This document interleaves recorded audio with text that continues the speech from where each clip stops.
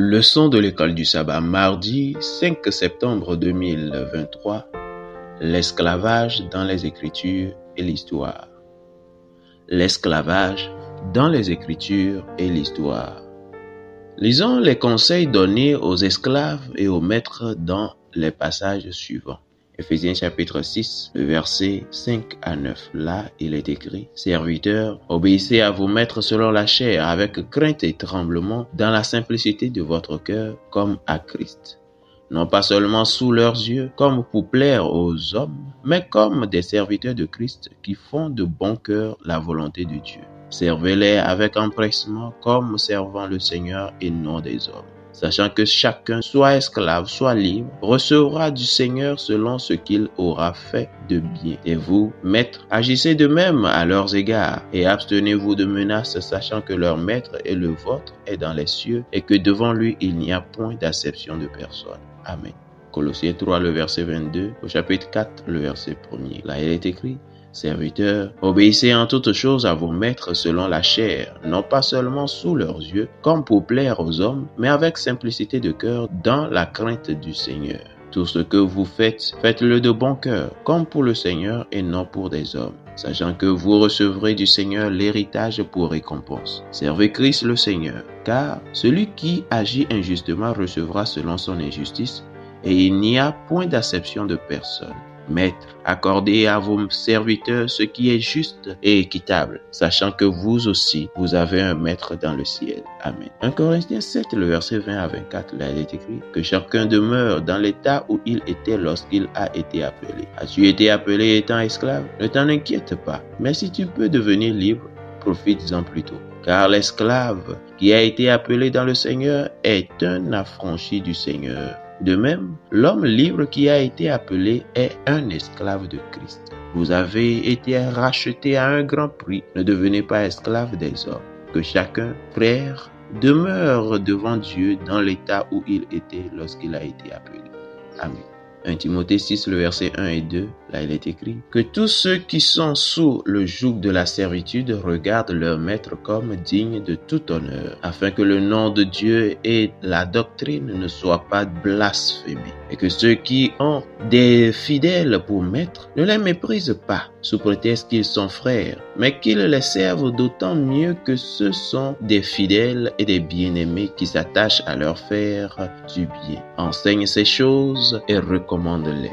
Amen. 1 Pierre 2, le verset 18 à 25. Là, il est écrit: « Serviteurs, soyez soumis en toute crainte à vos maîtres, non seulement à ceux qui sont bons et doux, mais aussi à ceux qui sont d'un caractère difficile. Car c'est une grâce de supporter des afflictions par motif de conscience envers Dieu quand on souffre injustement. En effet, quelle gloire y a-t-il à supporter de mauvais traitements pour avoir commis des fautes? Mais si vous supportez la souffrance lorsque vous faites ce qui est bien, c'est une grâce devant Dieu. Et c'est à cela que vous avez été appelés, parce que Christ aussi a souffert pour vous, vous laissant un exemple, afin que vous suiviez ses traces. Lui qui n'a point commis de péché, dans la bouche duquel il ne s'est point trouvé de fraude. Lui qui, injurié, ne rendait point d'injures, maltraité, ne faisait point de menaces, mais s'en remettait à celui qui juge justement. Lui qui a porté lui-même nos péchés en son corps sur le bois, afin que, morts au péché, nous vivions pour la justice. Lui par les meurtrissures duquel vous avez été guéris, car vous étiez comme des brebis errantes, mais maintenant vous êtes retournés vers le pasteur et le gardien de vos âmes. Amen. Comment résumeriez-vous ces conseils? Il est surprenant d'entendre Paul s'adresser aux maîtres chrétiens et d'imaginer les esclaves chrétiens et leurs maîtres chrétiens assis ensemble dans les églises de maison d'Éphèse. L'esclavage dans le monde gréco-romain pourrait différer de la version ultérieure dans le Nouveau Monde de manière significative. Il n'était pas axé sur un seul groupe ethnique. Les esclaves domestiques urbains se voyaient parfois offrir des possibilités d'éducation et pouvaient travailler comme architectes, médecins et philosophes. La liberté est parfois donnée à ces esclaves domestiques après une période de service limitée, bien que la plupart des esclaves n'aient jamais obtenu leur liberté. Dans une tentative de reconnaître de telles différences, un certain nombre de versions récentes de la Bible traduisent le terme grec doulos, esclave, dans Ephésiens 6, le verset 5 à 8, par serviteur. Cependant, ces caractéristiques étaient pratiquées de manière inégale, les esclaves des zones rurales subissant régulièrement des travaux forcés. Peu importe l'endroit où les esclaves servaient, ils étaient soumis au pouvoir et à l'autorité presque illimitée du maître, qui les possédait ainsi que leurs conjoints et leurs enfants. Le cri de l'ex-esclave Publius Cyrus est obsédant. Je cite, « Il est mieux de mourir que d'être dégradé comme esclave. » Fin de citation. Compte tenu de l'éventail complet de ces réalités, la traduction de doulos par esclave est à privilégier, d'autant plus que ces esclaves vivent dans la menace de leur maître. Ephésiens 6, le verset 9. L'esclavage était omniprésent dans le monde de Paul.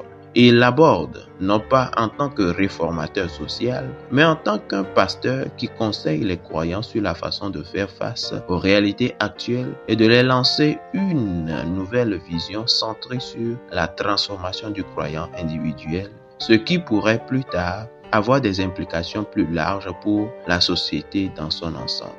Je cite, « Sa vision n'était pas la manumission des esclaves dans l'Empire romain. Son point de vue portait plutôt sur autre chose que la manumission légale, c'est-à-dire une nouvelle communion fraternelle basée sur la création et sur l'adoption en tant qu'enfant de Dieu. Pour Paul, la révolution sociale devait se produire dans l'Église, dans le corps de Christ, au niveau local et dans les églises de maisons chrétiennes. Fin de citation. Scott McKnight, The Letter to Philemon, Grand Rapids, M.I. Eardsman, Publishing Company, 2017, pages 10 et 11. L'un des plus grands événements qui ont entaché l'histoire chrétienne est la façon dont certains avaient utilisé les passages bibliques sur l'esclavage pour justifier cette pratique. Quel message important devons-nous retenir sur le soin avec lequel nous devons étudier et appliquer la parole de Dieu? Fidèles auditeurs et internautes, que Dieu vous garde. Amen.